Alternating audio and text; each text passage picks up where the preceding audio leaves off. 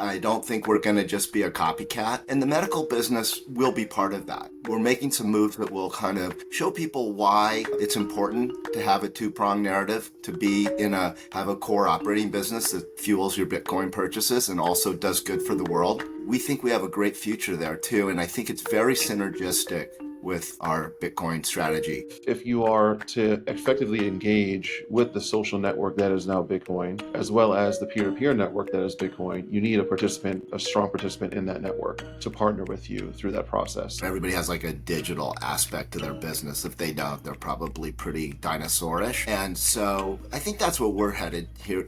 I think most companies will own Bitcoin. Some will have a Bitcoin Treasury strategy, that's aggressive. Some will have just love the idea of having Bitcoin on their balance sheet with cash or with other commodities. Who knows? But I think that it's just going to become more of a norm.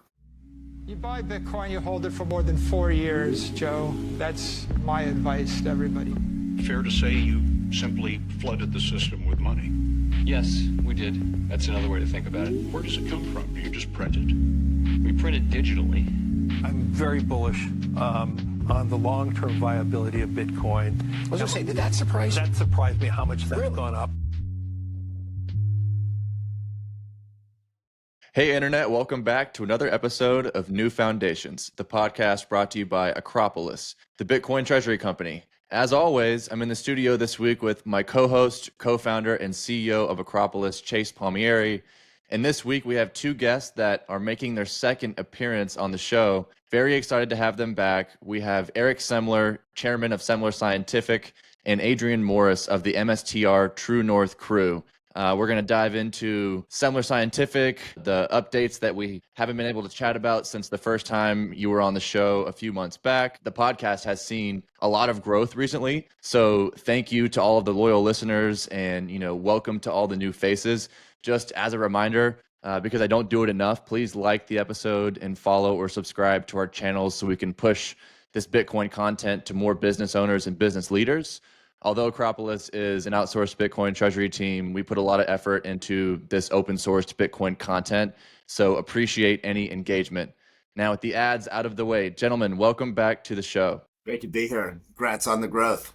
Yep, happy to be here. Eric, really appreciate you coming on the show when I think it was just our 6th or 7th episode at the time and almost at 50 now, so. Good for you. Way to go. Yeah, and I'll try to direct the questions to each of you so that we kind of know who I'm asking the question to. But obviously, either one of you feel free to kind of double tap it if you have anything to add. But Adrian, this first one's for you. So just to kind of lay the groundwork for what I'm sure is going to be a very deep, insightful conversation on Bitcoin treasuries, can you explain just at a very high level what the corporate public company Bitcoin Treasury strategy started out as when MicroStrategy and obviously Eric here with Semler Scientific led the way with their first Bitcoin buys versus where that kind of pubco market accretive finance type strategy has evolved to today? Sure. So, when both MicroStrategy and Semler Scientific started, they did their purchases with cash, right? They did the purchases with the cash on hand. And what we've seen now is an evolution in the ability to finance Bitcoin purchases. First, strategy started with the ATM equity offerings, and then they needed some other capital raises, and then they moved on to convertible bonds. And that really kind of expanded the playbook, so to speak, in the tools available. Semler has leveraged some similar tools as well with, of course, ATM equity offering and, of course, convertible notes. And we're even seeing that inspiring similar actions in other players. So MetaPlanet has the moving strike warrants that they use over in the Japanese market. They didn't have a direct corollary to what an ATM equity offering is. So they essentially found a way to leverage what exists in the Japanese market to do so.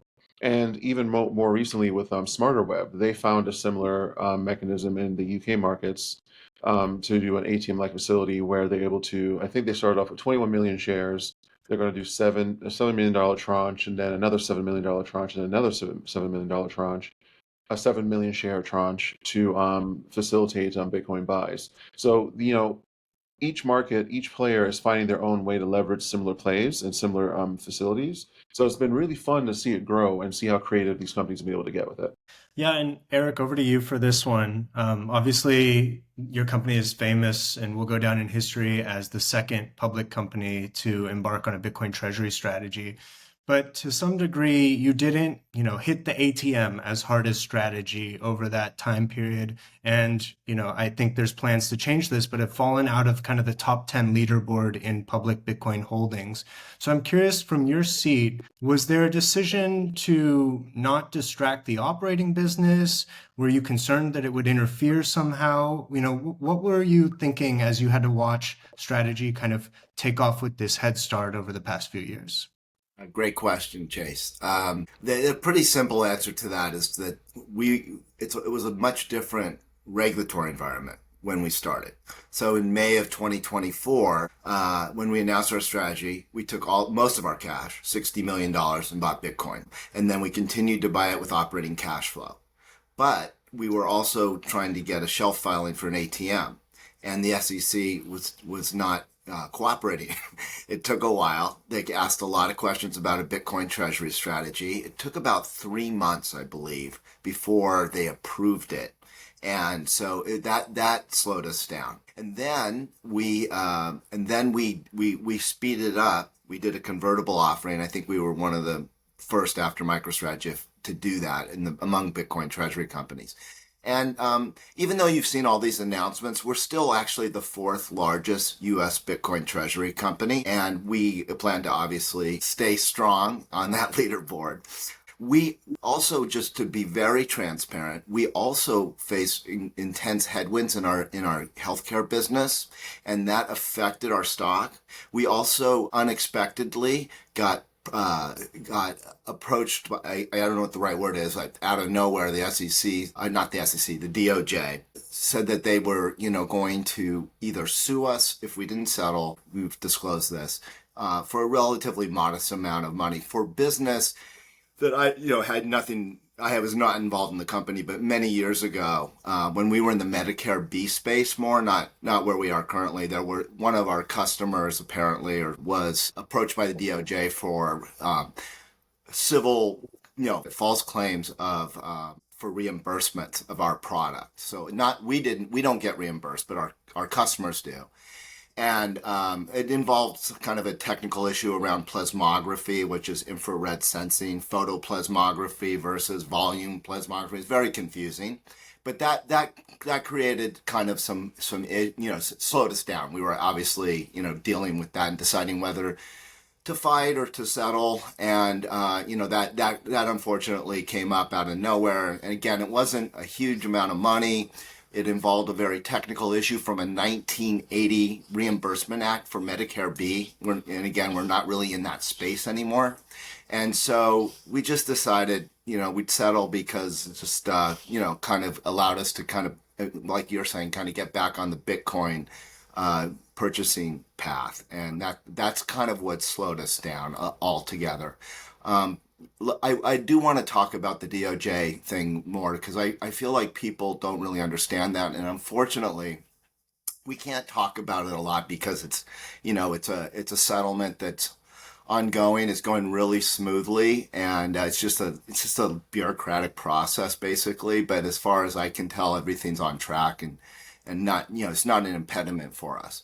And again, it's something that I'm new to the company. I joined the board 2 years ago as a passive investor. I had nothing at all whatsoever to do with what the company was involved in 10 years ago. And as far as I can tell, and I'm not allowed to say very much, but I feel really great about how we do things as a medical business. I think we have a ton, we're all about integrity and transparency.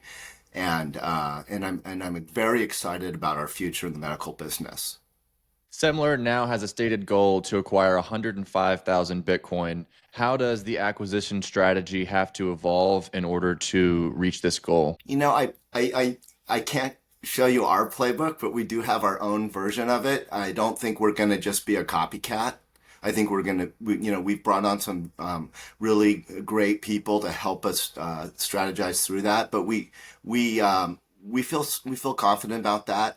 I think you'll see some moves from us in the near future where it might where you might see how that playbook will play out. Can't really say much about that either, but we definitely have a path to get there, and the medical business will be part of that. And medical business should contribute to our Bitcoin purchases. We hoping to be a very cash flow positive business there, and we're making some moves that will kind of show people why it's important to have a two-pronged narrative, to have a core operating business that fuels your Bitcoin purchases and also does good for the world. Our products have saved hundreds of thousands of lives, I believe, and billions of dollars in medical costs have been saved. And we think we have a great future there too. And I think it's very synergistic with our Bitcoin strategy.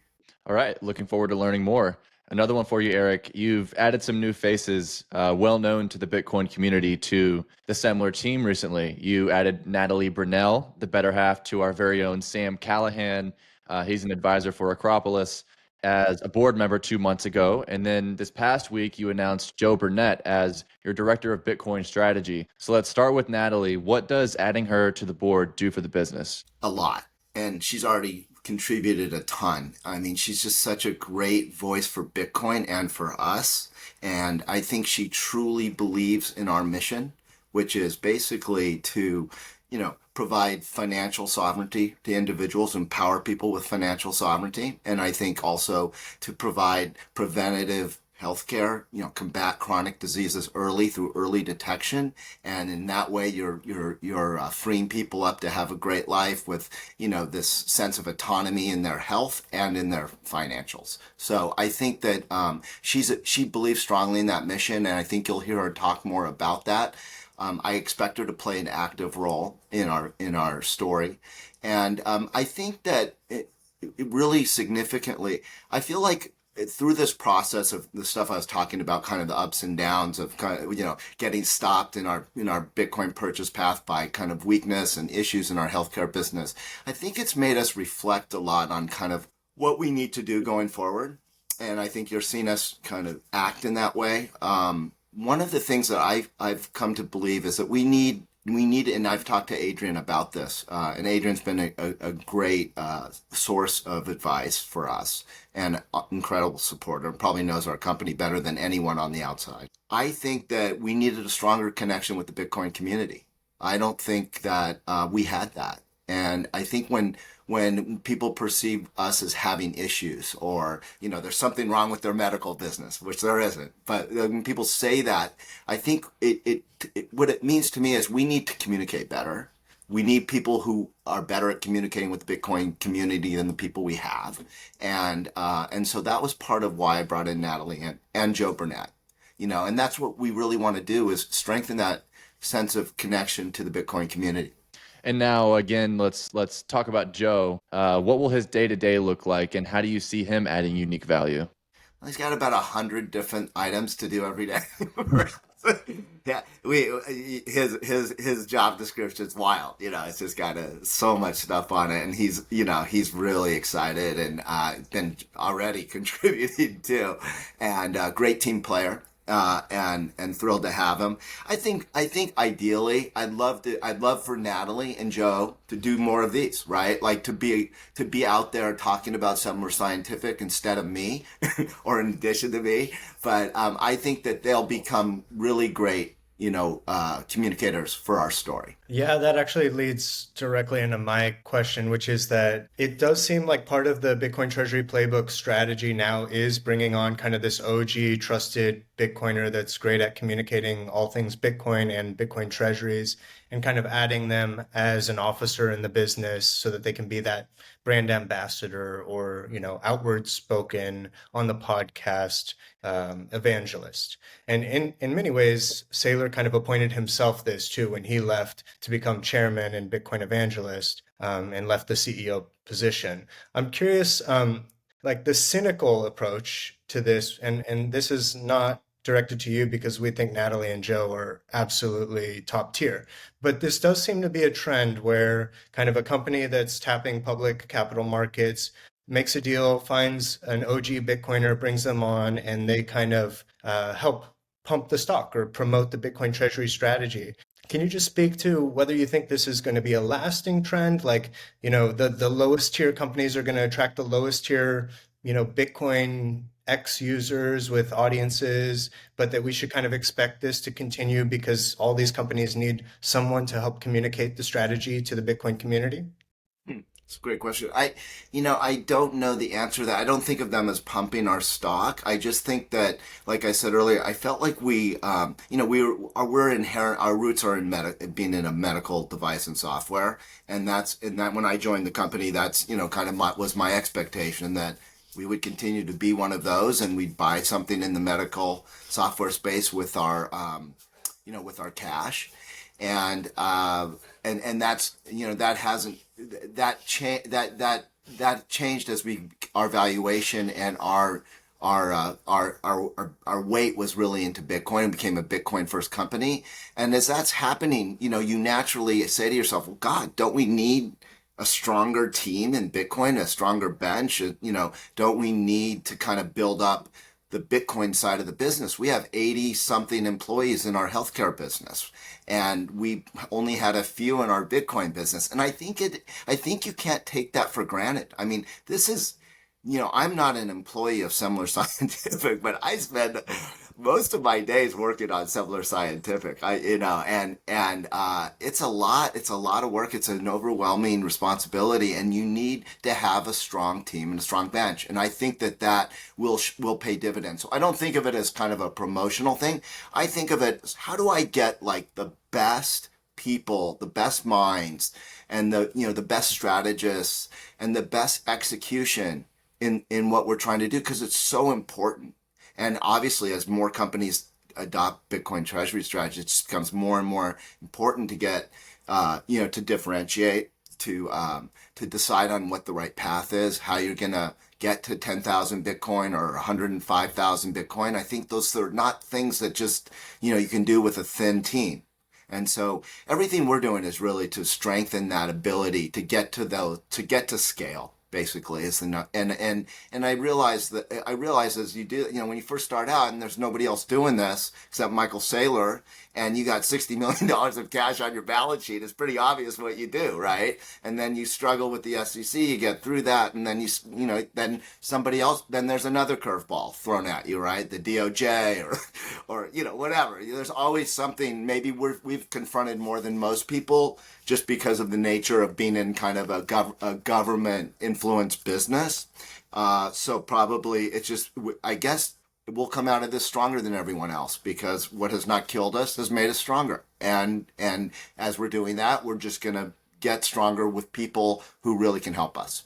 The reason why I think there's a trend of Bitcoiners being involved in these companies is because Bitcoin is very much an asset, it's very much a technology, but it's also a social network. And I think it is unavoidable to have individuals that have influence in that social network to be affixed to some of these companies. And I think it's kind of a natural progression. Now, the way those relationships are expressed obviously will be different between companies. Some companies will take a more aggressive approach than others. But I do think that having the quote unquote Bitcoiner as part of a company's journey I don't know if necessarily it's a trend, I think it may become more of a feature. If you are to effectively engage with the social network that is now Bitcoin, as well as the peer-to-peer network that is Bitcoin, you need a strong participant in that network to partner with you through that process. So I think that's kind of why we've seen Saylor leaning in to the social network that is Bitcoin, the social media aspect of it.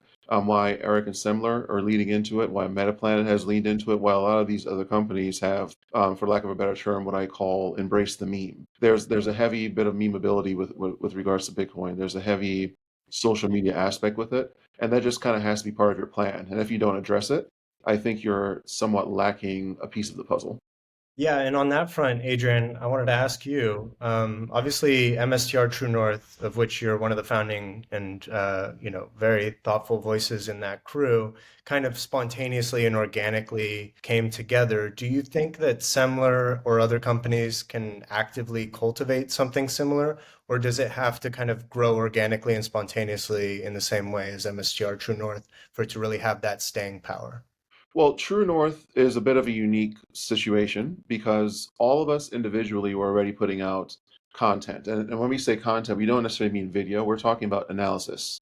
We were doing deep dive analysis. We were doing reviews of the AKs. We were doing reviews of filings, things of that nature. So we were all doing that at a very, very high level independently. And because strategy, they're the largest player in the market, because they're the largest player in the market, that's the size of the following just kind of fell into place with regards to each of us, and we were able to coalesce that together. Now we're going to expand our coverage and expand our, not just coverage, but also reviews and analysis and assessment of some of these other companies. And I think Semler can have a similar path. I started the Semler Scientific community on X, for example, and I'm the only moderator right now, and I constantly post similar content there. We've had similar expressions of growth with MetaPlanet. We've had the Smarter Web community grow from like 50 to over 2,000 in like a week and a half. So the pathway is there, right?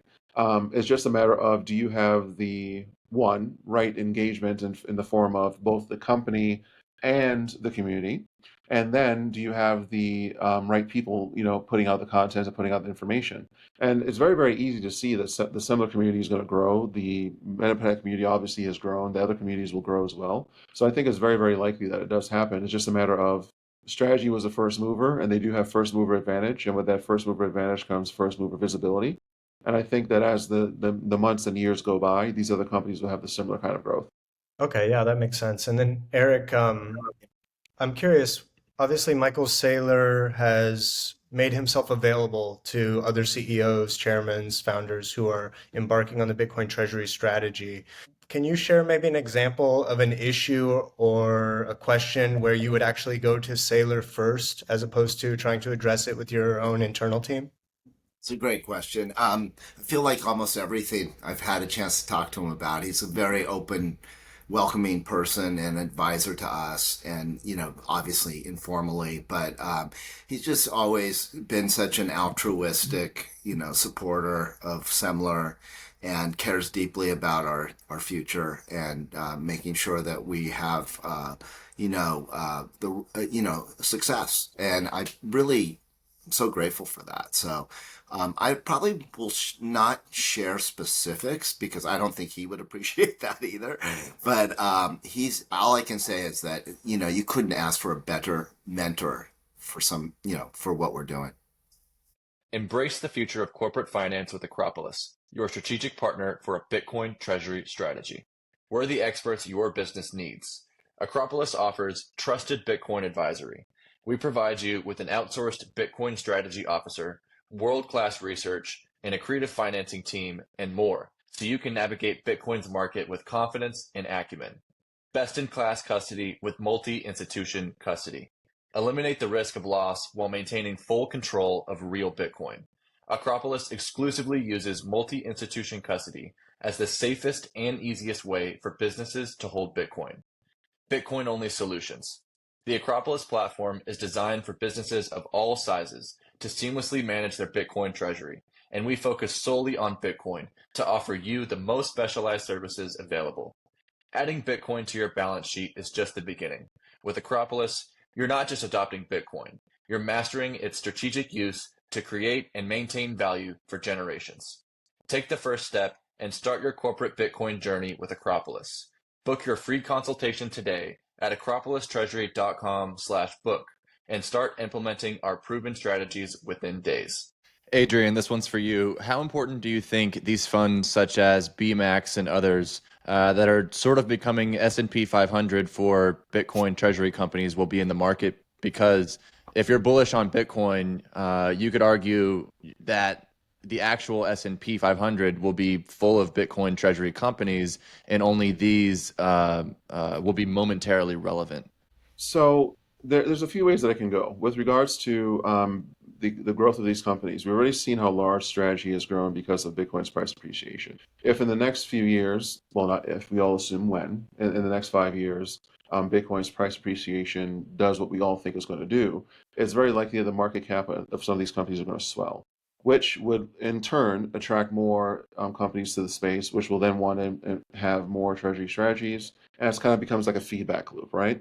And I think it'll cause the market to, think very, very differently about what a company should really be. So you'll have companies that are in the S&P 500, the Nasdaq 100, what have you. But I think that these ETFs like ONB, like BMAX, MSCU, MSCX, all these auxiliary plays will grow alongside these companies. Now, will all of them survive? That remains to be seen. But I do think that it's not impossible that in the future, Bitcoin companies will have their own indices, whether officially or unofficially, that seek to track them and that seek to foster that kind of growth and that kind of exposure. Because right now, when Strategy gets listed in the S&P 500, everyone's getting passive exposure to Bitcoin. They're getting passive exposure to Strategy. That's great. However, in a future where Bitcoin is $500,000, $1 million, it's possible that the market's going to look for far more concentrated exposure to that. And something like ONB, something like BMAX, something like these other ETF plays on these companies, because I don't think it's impossible that while we have MSTU and MSTX on Strategy, that we'll eventually have that on Semler, that we'll have some kind of reasonable facsimile on Metaplans or some of these other companies as well. It is very, very likely that the investor base will see concentrated exposure to Bitcoin versus passive exposure to Bitcoin, which for me is the reason why Strategy being listed in the S&P 500, for example, is very good from a perception standpoint, or Semler growing to that state at some point being listed is very, very great from a sentiment perception standpoint. However, I do believe that there is going to be a Bitcoin economy, and that is going to form its own niche within the market in terms of these indices and in terms of the investor base it attracts. So I definitely think that the growth is going to be there. I don't think they're going to die down or lose relevance. I think if anything, they're going to scale in relevance, and they're going to scale in size, and they're going to attract more investors to the market, and they're going to attract more copycats of them, for lack of a better term. And I see it growing, not shrinking. I think about it like kind of how the internet boom kind of started, right, in the stock market, where you had everyone and their mother doing a .com and got a little frothy and then kind of hit a wall. But if you look at today, everybody's an internet company for the most part. Everybody has like a digital aspect to their business. If they don't, they're probably pretty dinosaurish. And so I think that's what we're headed here. I think most companies will own Bitcoin. Some will have a Bitcoin treasury strategy, that's aggressive. Some will have just love the idea of having Bitcoin on their balance sheet with cash or with, other commodities. Who knows? But I think that it's just going to become more of a norm. And so we have this onrush that I think a lot of it was spurred by, the change in the administration, frankly. It just made it really easy to on-ramp. You couldn't do this a year ago. Wasn't possible regulatorily. So now that you have that onrush, people are taking advantage of it, and then, people get kind of cold on this like crazy proliferation. But then when the dust settles and you look back, you'll say, wow, that was the beginning of a major trend like the internet, where people just, own Bitcoin on their balance sheet. What you made me think about just there, Eric, is that basically every company has had a digital strategy. Even if they didn't do anything on the internet, their digital strategy was to not do anything with the internet. And that's a bad strategy. And you can almost argue that every company today has a Bitcoin treasury strategy. It's just that too many of those companies' Bitcoin treasury strategy is to not own any Bitcoin today. Right. Absolutely.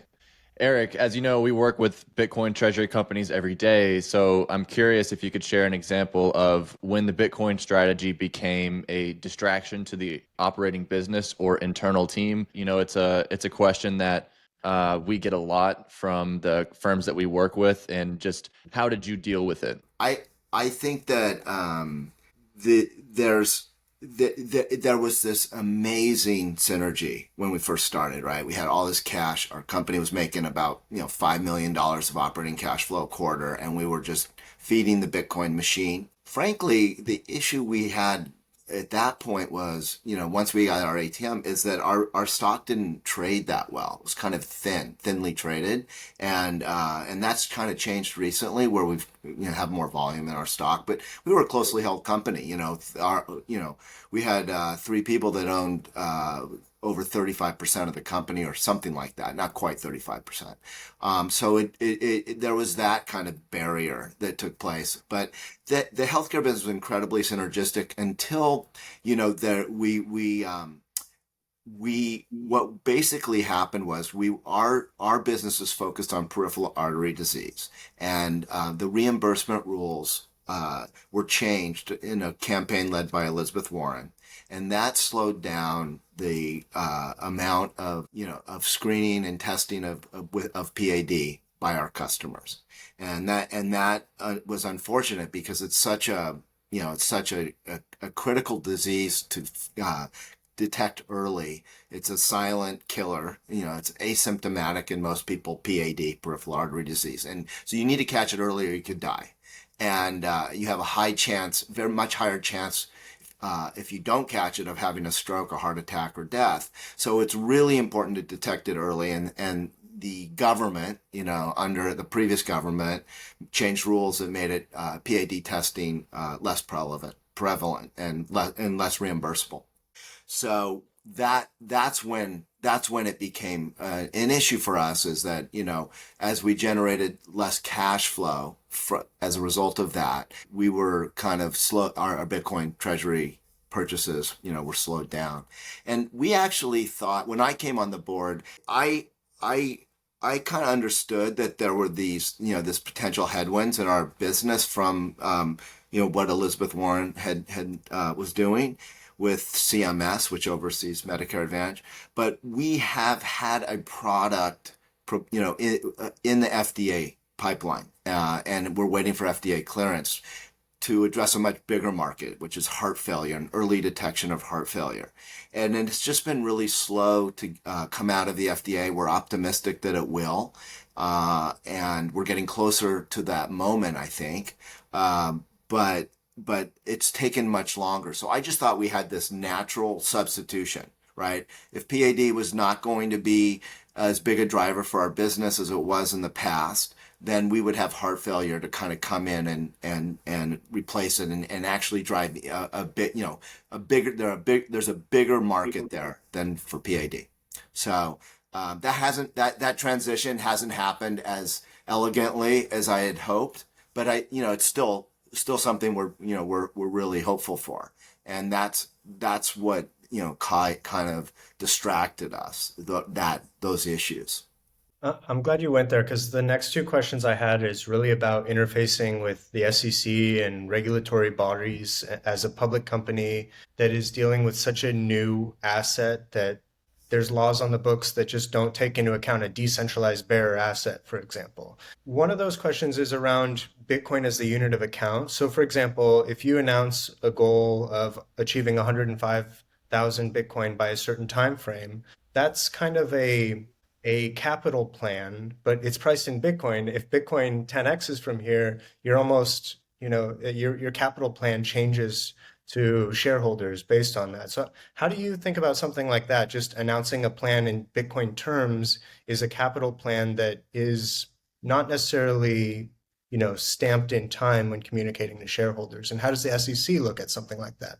Yeah, we're doing our best to kind of anticipate what our firepower will be over the next few years. I can't, you're right. You can't predict the price of Bitcoin, or, that is something we did not, guide to, is how much capital you're going to need to purchase Bitcoin, because we don't know what the price of Bitcoin will be. That's a good point. And we're just, we have this goal based on our operating plan. And going back to what we were talking about earlier, we now have, a kind of a bigger team to tackle that, both on, we have a strong infrastructure in healthcare, with our 80 plus employees, but now we have a bigger team in Bitcoin. I think they're related. I think I can't reveal our what we have in store, but I think that, some of the future medical businesses that we are pursuing will be a big factor in our ability to achieve those goals. Okay. And the other thing I mentioned was kind of this decentralized bearer asset. I'm curious if there's been any friction in dealing with the SEC when it comes to custody. So, how do you think about custody of Bitcoin given its unique properties? And is there almost an education game that has to take place with the SEC for them to recognize things like what we do, multi-institution custody, where, technically there is no one key holder that has responsibility and unilateral control over the asset. So how do you think about that? I think that we're lucky that hasn't really been an issue for us, and I don't expect it to be. We haven't gotten feedback from the SEC on that issue. When we first approached the SEC about a Bitcoin Treasury strategy, we laid out our custody strategy, and I'm sure they had a lot of questions on that at the time. That was a year ago. Feels like 10 years ago. But I was pleasantly surprised by how quickly we were able to get through the SEC, the new SEC. I think that was such a contrast from what we went through before. We were approved without review, which is great. And I think that's I think that's generally what's happening, is that we have an SEC that understands that this is a legitimate thing for a company to do, and that, you can't really, there's not really a valid, obvious reason to not let companies do this. And we're, it's like night and day. So when you talk about the SEC and, obstacles, I'm sure at some point there will be some out there that people will talk about, for companies in general, but we aren't seeing anything like that. Adrian, I'm sure you've seen the rollout of GameStop's Bitcoin Treasury. Do you have any advice for CEO Ryan Cohen as he continues down the path, or maybe even some constructive criticism? Well, I will be very measured in my response and say that the initial Bitcoin purchase, if they are hoping to get that social connection that I referred to earlier, having the connection with the aspect of Bitcoin that is a social network as much as an asset, as much as a technology, they probably should do a better job of engaging with the community. I think that the consistent feedback that I saw, and even the consistent trolling that I saw on GameStop posts, had to do with the fact that they said nothing for a very, very long period of time, and then they just put out a notice that they bought Bitcoin, and then there was no fanfare, there was nothing to it, right? The Bitcoin community, for good or ill, because of Michael Saylor, is used to far more communication. And I think, though, however, that if people in the community had looked at how GameStop had done things, this was kind of par for the course with Ryan Cohen. I think they stopped having quarterly calls in the way that they used to. They stopped doing as much communication as they used to, and they're very, very tight-lipped with regards to their plans. So the immediate feedback I would have is that if you are hoping to have that outsized return on investment when it comes to adding Bitcoin on the balance sheet, the added volatility on your stock, the added interest in your common stock, engaging with the community far more effectively would do well. Also, perhaps be very clear about what your strategy is. Ryan Cohen said that they're not going to do someone else's strategy; they're going to do their own strategy. Okay, fine. Well, what is that? What strategy is that? What are your goals? What are your benchmarks? What are you hoping to accomplish? I think that would be very, very beneficial in terms of perception, and it would drive up interest in their stock. Because while I do not believe you can manipulate sentiment, I do think that you can create an environment where sentiment can flourish. And that comes with the communication, that comes with the clear goals, that comes with the clear outlines. And I think that that is what they would need to work on if they were to see this, and if they were interested in the feedback. That's the feedback I would give. I'm also a public market investor in my night job. So I think, like, GameStop's benefited so much from kind of this mystique around them, and kind of the lack of transparency, and kind of, there's an intrigue with it, right? And so we naturally think, oh, they've got some really cool plan that we're not thinking of to, like, take over the Bitcoin Treasury market. And maybe they do, because they're so quiet and kind of opaque. That maybe they'll surprise us, and I think we all keep hoping that. But it's stunning that they have been almost like giving us the Heisman in that sense, like pushing us away. Their reaction to it has really been a backfire, big backfire. And frankly, I wish they'd never even gone down this path because it's frankly annoying. Wow, I love it. Thank you. Thank you for both of you on that one. Yeah, it's really interesting. It almost feels like Cohen's strategy is to allow the market to kind of project their strategy onto the business.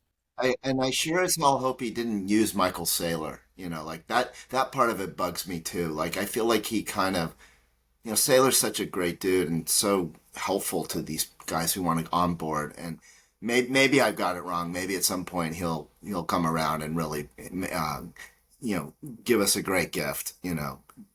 GameStop, but just seems like the way they've handled Saylor has really been unfair.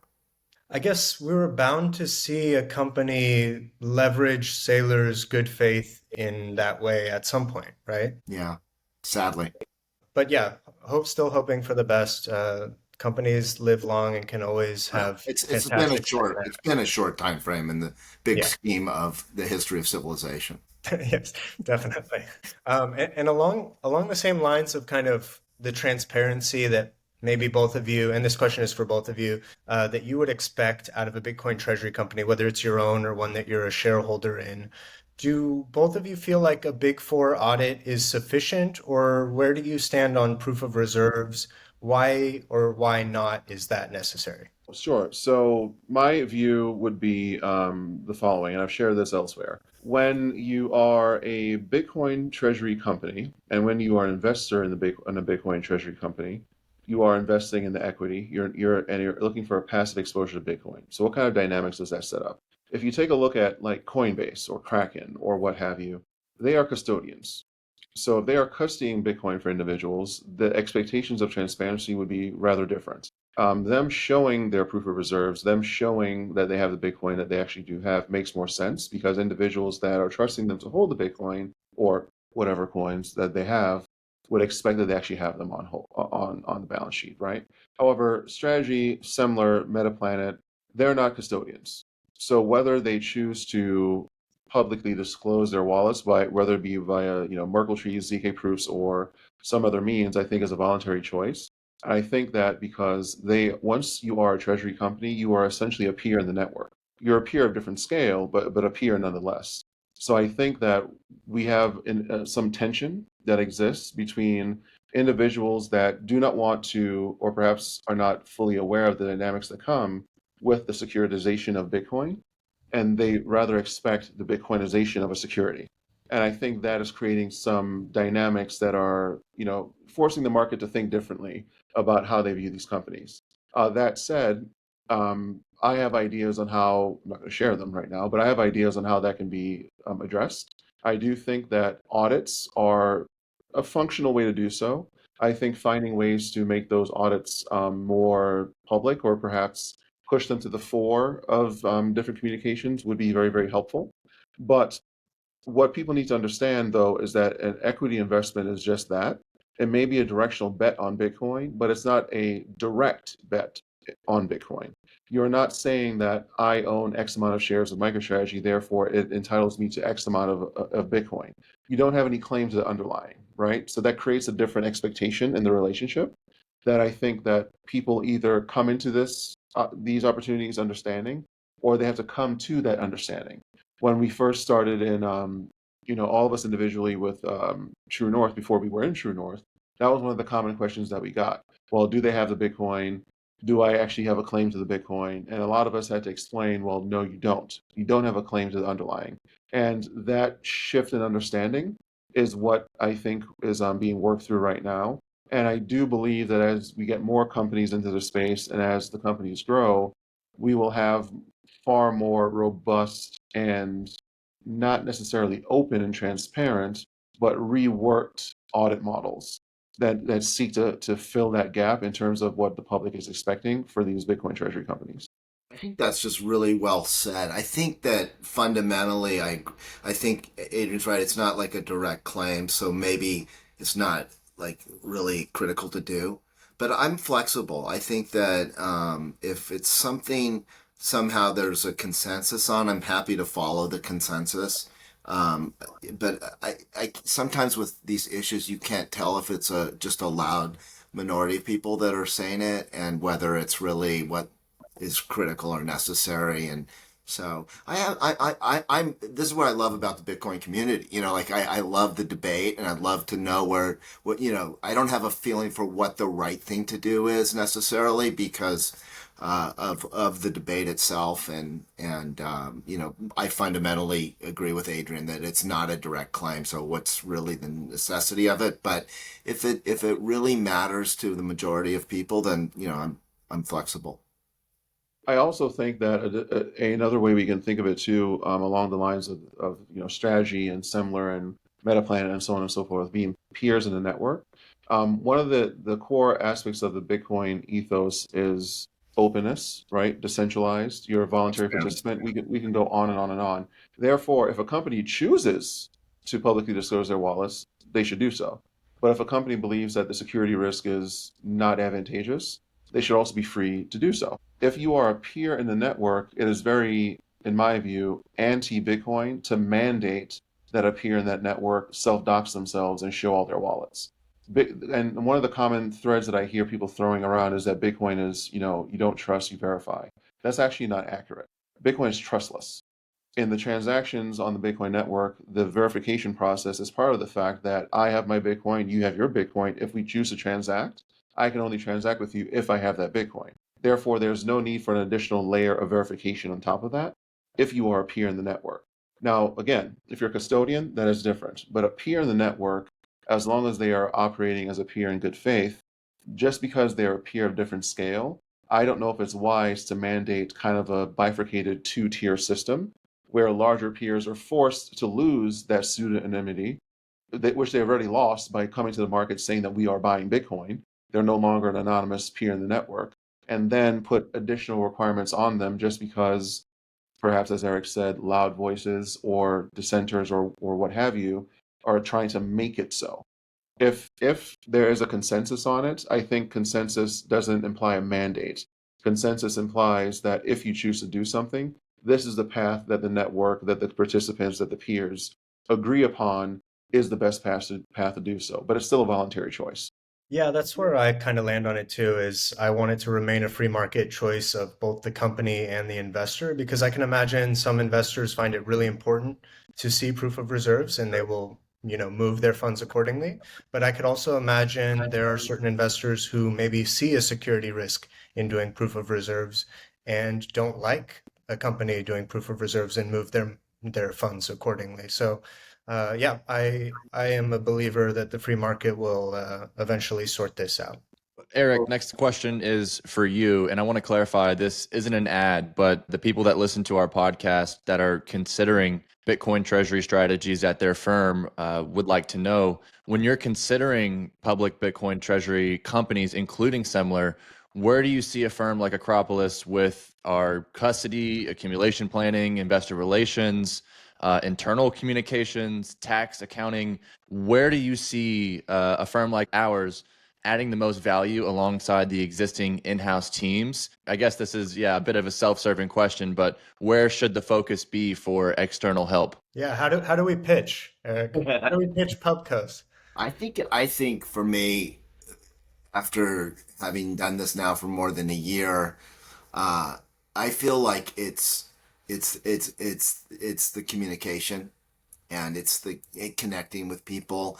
It's amazing how many different silos and pools there are out there of Bitcoiners. I mean, for us, there's a whole world of medical doctors and medical professionals who own Bitcoin and want to hear from us. And so I did a podcast a week or so ago with a Canadian medical group, hospital group.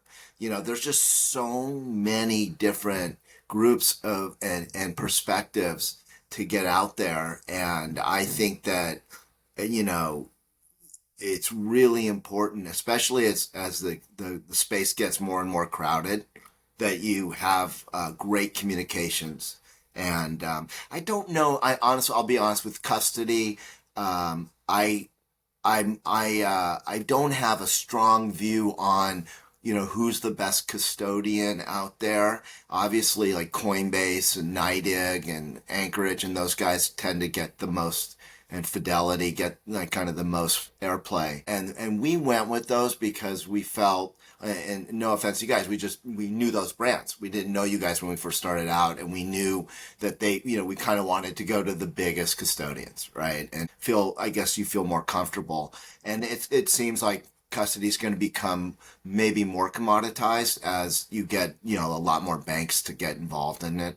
So I would probably differentiate, if I'm from your perspective, more on the investor relations, communication, getting the story out, helping the companies frame their story. I think there's going to be a huge premium on that. Taking notes. Yeah, it sounds like everything in the works is according to plan.